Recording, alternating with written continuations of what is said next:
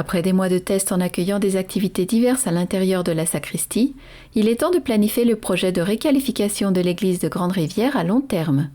Avec Julie Fournier-Lévesque, directrice générale de Courant culturel Rocher-Percé, on discute d'une journée d'atelier qui aura lieu le 22 octobre prochain, où les paroissiens et paroissiennes pourront travailler sur l'avenir de l'église. Bonjour. Bonjour. Donc, on est devant l'église de Grande-Rivière. Où est-ce qu'on en est dans le processus de requalification de l'église? Oui, bien c'est ça. Dans le fond, le processus de requalification va très bien. On a pris une petite pause pour les réunions cet été, mais on vient de repartir. Puis on commence à arriver vraiment là, dans le concret, là, étape par étape pour, on le sait, transformer cette église-là. Lors de la dernière rencontre, en fait, on avait deux groupes qui étaient là, donc les gens du comité du lendemain, mais aussi un groupe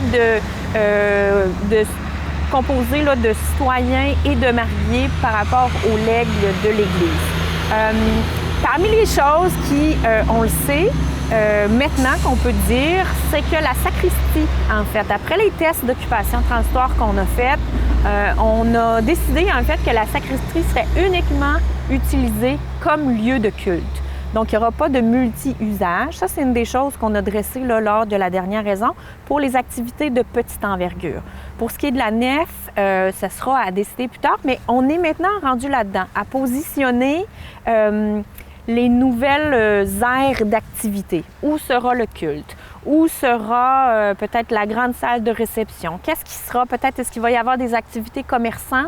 Où on va les mettre? Parce qu'on le sait que le diocèse, en fait, veut se séparer de l'Église et là, il devrait y avoir un porteur du projet, potentiellement la ville pour quelques années, puis après à un OBNL pour faire fonctionner ça. Et pour le faire fonctionner, le rendre rentable, ça va évidemment prendre d'autres gens qui vont venir collaborer à ce projet-là.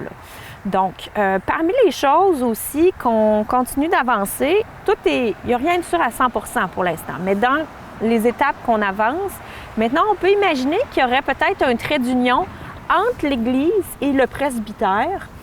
Donc, une ligne de bâtiments nouveaux construits là qui nous permettrait de construire les blocs sanitaires.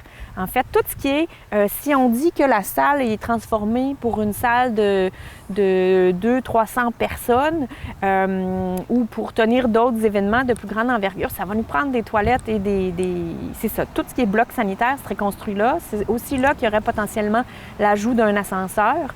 Donc, tout ça, c'est ce qu'on met en place depuis les dernières rencontres et particulièrement à la dernière. Ce qui m'amène à vous parler de la journée du 22 octobre prochain. En fait, le 22 octobre prochain, ça va être une journée de 2 ateliers. Et à cette journée-là, on invite particulièrement les gens qui pratiquent le culte, les paroissiens qui sont là fréquemment, qui utilisent le lieu, puis qui ont vraiment à cœur la mission de l'Église. Parce que quand viendra le temps de faire l'acte de vente, on pourra inscrire dans cet acte-là des points importants à respecter par les nouveaux utilisateurs. Donc, cette rencontre-là vise à 2 choses. L'atelier, en fait, mais c'est pas ça, je vous en parle après. Mais l'atelier vise à 2 choses. C'est en 2 temps. Le matin, on a besoin des gens qui pratiquent le culte, qui viennent nous dire qu'est-ce qu'ils ont besoin. Quels sont leurs besoins par rapport à l'Église?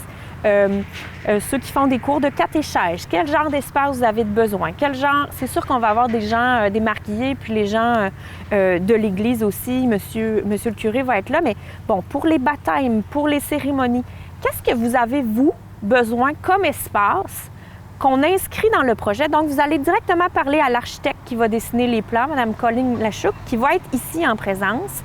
Elle va écouter vos besoins, puis de là, on va commencer à dessiner plus sérieusement les plans de la suite.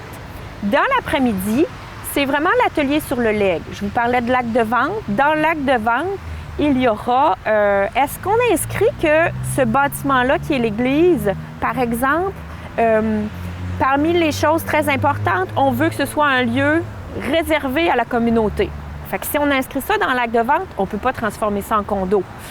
Si on dit qu'on veut que ce soit un lieu tourné vers le savoir ou la transmission, peut-être qu'on pourrait avoir des activités de l'ordre d'une école.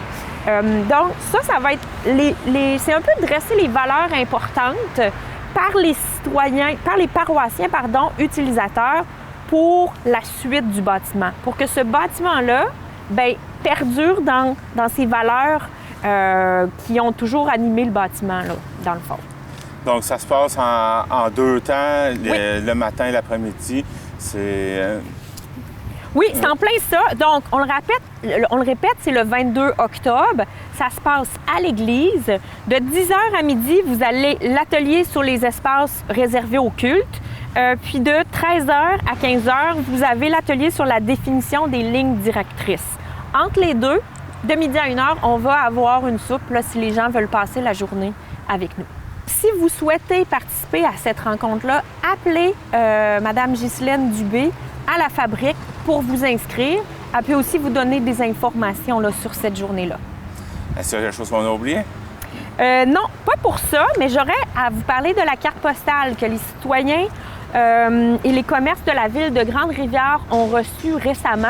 En fait, cette carte postale-là, comme vous savez, on est à travailler le projet pérenne, donc le projet futur de l'Église. Et je l'ai dit précédemment, ça va nous prendre des commerces, ça va nous prendre des organismes, ça va nous prendre des entreprises qui ont le goût d'habiter ce local-là. Est-ce que c'est des espaces de bureaux? Est-ce que tout ça? Donc, si les gens ont une entreprise, un commerce, une idée de projet et qui aimeraient peut-être faire partie de ce grand projet citoyen-là, qui est l'Église, bien, vous pouvez nous contacter. Il y a les informations là-dessus. Puis, je dirais même qu'aussi du 19 au 24, on va tenir des rencontres plus directes là, avec des gens intéressés à faire partie du projet. Donc, on pourra expliquer plus en détail qu'est-ce qu'il y en est. Puis, c'est ça. Fait que la carte postale a toutes les informations. Sinon, vous pouvez toujours me contacter à Courant culturel Rocher-Percé. Puis, je pourrai vous donner les informations. Là. Bien, Julie Fournier-Lévesque, directrice de Courant culturel, merci beaucoup.